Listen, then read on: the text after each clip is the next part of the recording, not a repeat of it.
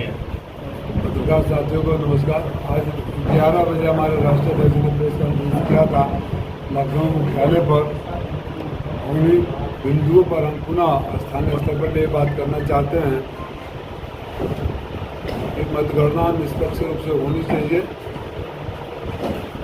रामपुर, संभल, तमाम जैसे उदाहरण है यहाँ उपचुनाव में किस तरह किया गया।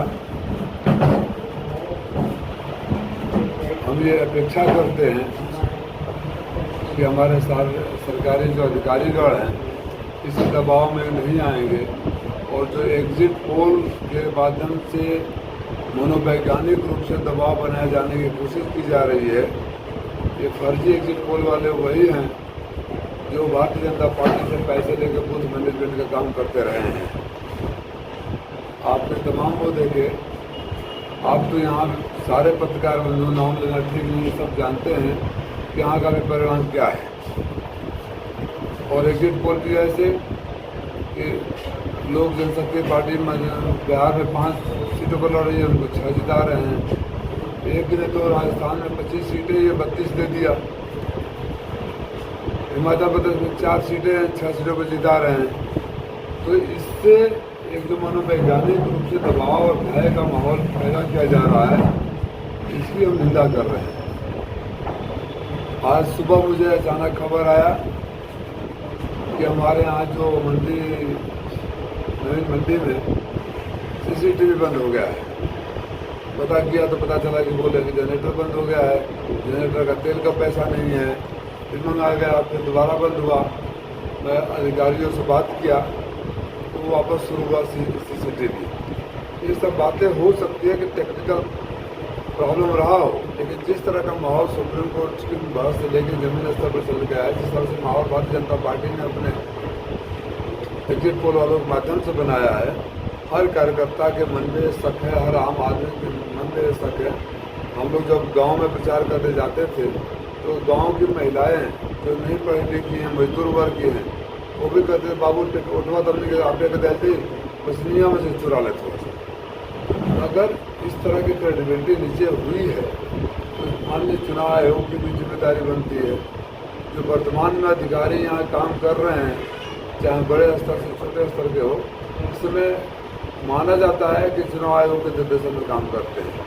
तो चुनाव आयोग के मानकों का पालन जरूर होना चाहिए। और परिणाम जब तक सामने आएगा, जिस तरह से यहाँ अब तो हम बोलेंगे तो आप लोग बोलना शुरू कर देते हो, टी से पहले रोना शुरू कर दिए। यहाँ जिस तरह के मंत्री जी लोगों ने काम करवाया, मैं उस विवाद में नहीं जाना चाहता था, लेकिन हम जानते हैं कि बहुत ऐतिहासिक बहुमत के साथ करामूल सीट जीतने वाले हैं, चाहे कोई कुछ भी करा ले। खेला हो सकता है क्या? दीवार टूटी हुई है, बाउंड्री वाल की, हम लोग गए थे वहाँ। आप भी पत्रकार साथी जाएंगे तो बाउंड्री वाल जिसमें मशीन रखी है, एक तरफ दीवार टूटी हुई है, एक तरफ मिट्टी रखकर ऊंचा कर दिया गया है कि कोई भी आदमी आ सकता है।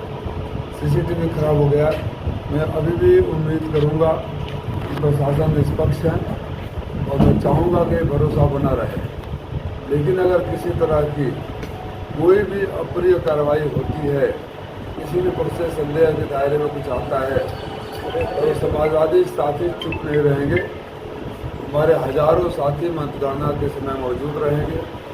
इसलिए मेरा निवेदन सत्ता पक्ष से भी है और शासन से भी है, प्रशासन से भी है कि लोकतंत्र के चीरभाव नहीं होना चाहिए। अच्छा, धांधली किस प्रकार से हो सकती है, क्या इसमें संभावना है?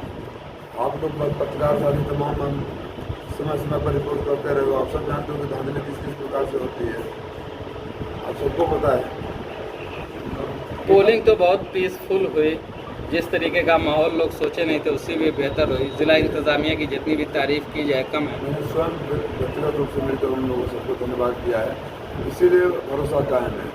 अगर अधिकारी उस तरह से नहीं किए होते तो भरोसा नहीं होता, लेकिन भरोसा करना हमारी जिम्मेदारी है और हमें पछतावा न हो भरोसा करके गलत किया, ये जिम्मेदारी प्रशासन की है। इंडिया की सरकार बनने अभी भी आपको उम्मीद है, इतना सर्वे के देखने के बाद भी? काहे का सर्वे की बात कर रहे हैं? जो एग्जिट पोल सब चल रहा है, 5 सीट लड़ने वाले को 6 सीट दे दोगे, 4 सीट जहाँ 6 सीट जिता दोगे, 25 सीट जहाँ 25 सीट दे दोगे, तो क्या मतलब है उसको? सर्वे का क्या मतलब है? राजस्थान में कितनी सीटें हैं? बिहार में लोजपा कितनी सीटों पर लड़ रही है? हिमाचल प्रदेश में कितनी सीटें हैं? कितने लोग आप तो पत्रकार साथी ग्राउंड लेवल पर हर जगह दिखते थे, आप में से कोई सर्वे करने वाले से मिला? हम में से तो कोई नहीं मिला। कोई आप साथी ने से देखा हो कि कोई सर्वे कर रहा है? मिला नहीं मिला। और जिस तरह से आंकड़े देख लीजिए, पिछले विधानसभा के आंकड़े देख लीजिए, जातीय आंकड़े देख लीजिए, लोगों के बीच लोकप्रियता देख लीजिए, किसी भी पैरामीटर पर एक दूसरे लोकसभा आप लोगों में से सारे जानते हो, मेरे व्यक्तिगत रूप से कहते भी रहते हो कि आप जीत रहे हैं। तो अब यहाँ का भी कोई एक चैनल दिखा रहा है कि कोई और जीत रहा है, तो इस तरह से माहौल तो पैदा होगा ना। आपने सुप्रीम कोर्ट तक जो बात चली गई, बार बार जो बात बहस हुई, राष्ट्रीय चैनलों पर बहस हुई, उसके पीछे कुछ तो वजह रही होगी। लेकिन ज़्यादातर एग्जिट पोलों में आपको लीड दिखाई जा रही है। देखिए, मैं तो एग्जिट पोल नहीं, एग्जैक्ट पोल की बात कर रहा हूँ। एग्जैक्ट पोल में मैं समाजवादी पार्टी का प्रत्याशी लाखों वोट से जीत रहा है। आप अगर पीछे आप सारे अनुभवी पत्रकार हो, सबको ग्राउंड रियलिटी पता है।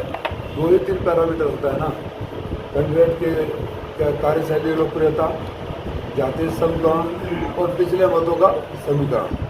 आप तीनों में से जोड़ घटा लीजिए, परिणाम आप ही बता दोगे। राय साहब, नेशनल पॉलिटिक्स में आपकी गहरी नज़र रहती है।